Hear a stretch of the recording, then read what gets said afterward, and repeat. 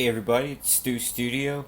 I'm here with I have a concept about tech stuff and how to five things I wish I knew before I started a YouTube channel. So I'm gonna be talking about a quick five things I wish I knew before starting a YouTube channel, because they don't teach you this in school. There's no classes in school that I was aware of that you could learn how to start a YouTube channel. So it's pretty much trial and error, and these are just five like easy things that I seriously wish I knew before I started my YouTube channel. Uh, yes, I have five things I wish I knew before starting a YouTube channel. Here's my list. So it's cameras, wires, mics, audio recording, and just basic tech stuff. Number one, make sure that your audio recording is set to the same frame rate as your camera. So if you're recording in 29.97 frames per second, make sure your audio interface is at 29.97 frames per second. Okay, so now I'm in Cubase. This is my audio interface, and I'm going to show you guys how to set up your frame rate. Most audio interfaces are the same. So what I do is I'll go to Project, go to Project Setup, and I'll show you.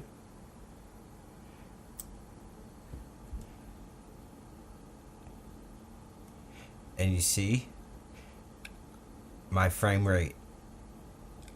Before I had it on 30 frames per second, but my camera is at 29.97 frames. So click on it's already on there. So that's how you set up your frame rates. Now they're all linked up together. They're all the same frame rate. So that's and this is just Cubase that I'm using, and most of them are all the same. So that's how you set up the audio interface with the camera. Okay, I'm gonna show you guys how to set up the frame rate. I'm on a Canon M50. It's pretty easy. Most cameras are pretty similar. So this is just from the beginning of the video. I'm gonna show you the back of it. Pretty easy to do. So you want to set up your frame rate.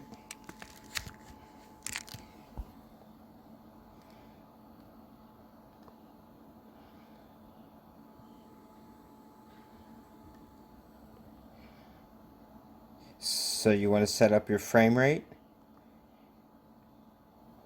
to match the audio. Okay, here's tech number two that I took me a little while to figure out.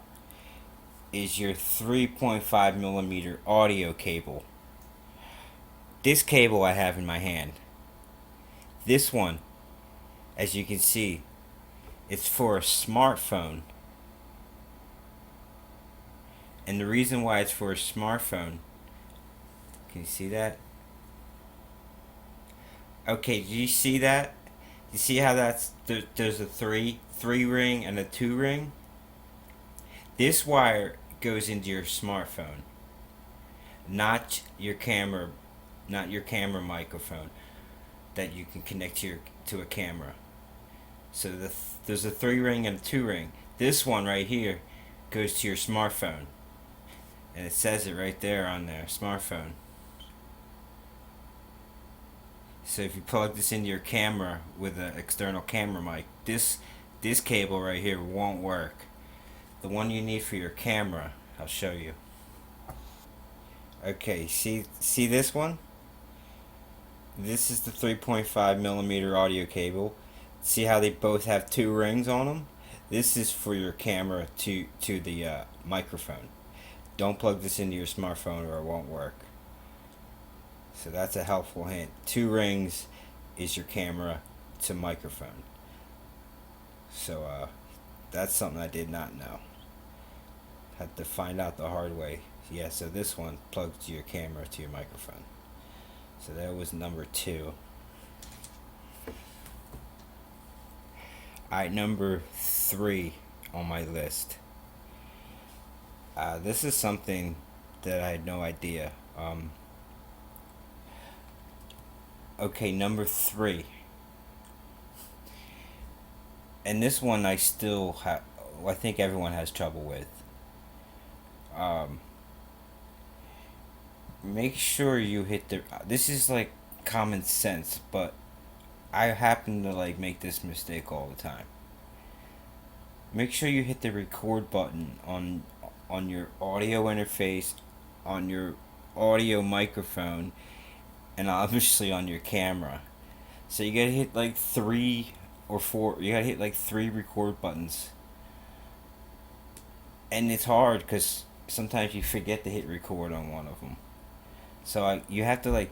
This is like Tech 3. You always have to remind yourself. Always remember to hit record on all the things you were trying to record. Like my mixer, I gotta hit record on. My camera, I gotta hit record on. I gotta make sure I hit record on this, or I won't get my audio. That's something I have to constantly remind myself of.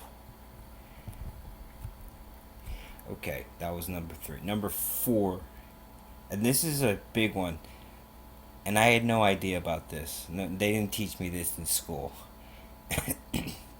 And I found about this. I found out about this on like YouTube, and I've always wondered why. You know, in the beginning of movies where they say take action and they clap that thing. Well, the reason why they do that is to sync up your audio with the video. So, since this is a guitar channel, and you're gonna be recording guitars direct input, if you're going through an audio, you always want to make sure before you start the video, you want to clap like 5 times real loud. So that clapping, that audio, that spike in the audio, you can match up with the spike in the audio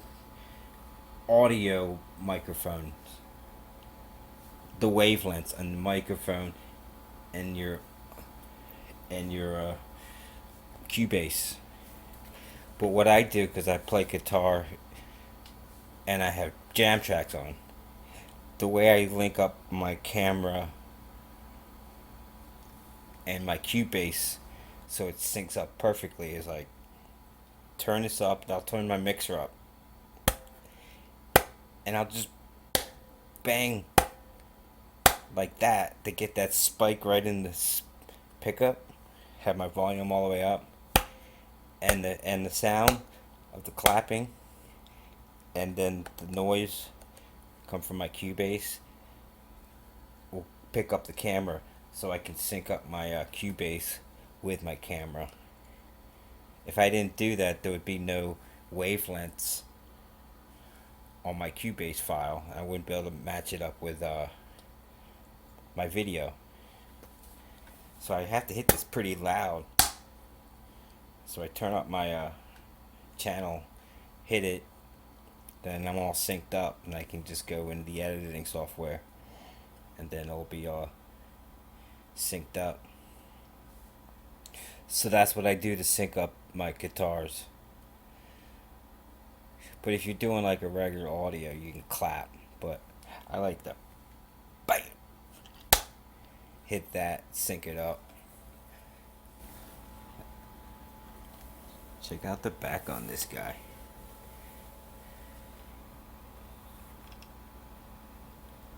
Damn, that's a good picture right there.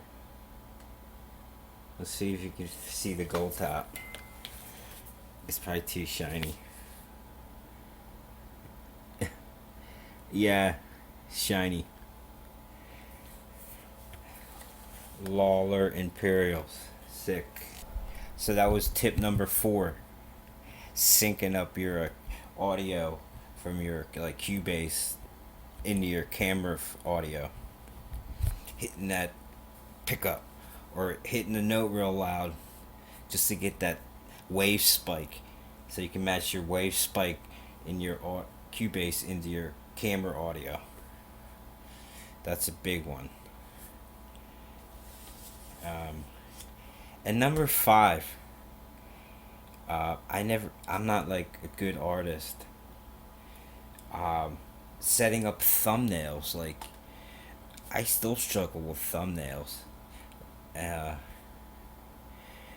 I have a thing I go to. It's called Canva, Canva.com, and they have like lots of everything's free that I get from Canva.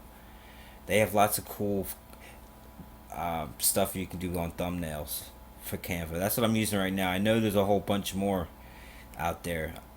There's some lots of cool thumbnails. I think my thumbnails are okay. Like, it's something I need to work on. Cause some thumbnails are awesome, and their text. Like, I like how they have cool text. But I didn't know about thumbnails, and I didn't even know how to do a thumbnail. So I go on. This is my tech tip. If you want to just start out like an easy way to start a thumbnail, just go on the Canva.com. Type in, if you go into the search and hit thumbnail, oh, you'll be able to do it pretty easily. So that was tech number 5. So there was five tips I honestly wish I knew before I started a YouTube channel. My 3rd grade teacher never taught me this. I wish they would have taught me this in 3rd grade. But those are 5 things. I mean, there's probably a lot more, but I just wanted to share those. So hopefully those 5 things will help you. And never this is number 1 tip. Always have your frame rate matching your audio audio interface, or you're going to be screwed. I'm serious. Your frames are going to be lacking. And another important tip here. You don't want your camera mics to be too loud. So what you want to do is, most cameras are the same. See how I'm just hitting the menu button?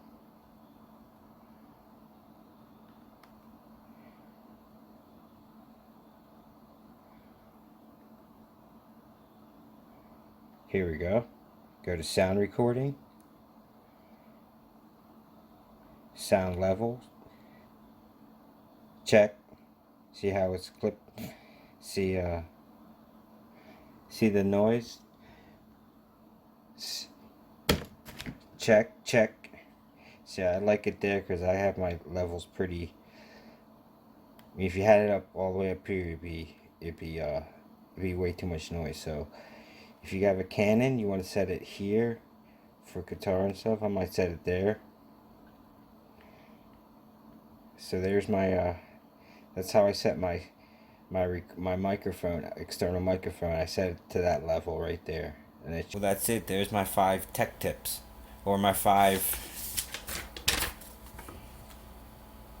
things I wish I knew before starting a YouTube channel. And I'll talk to you guys later.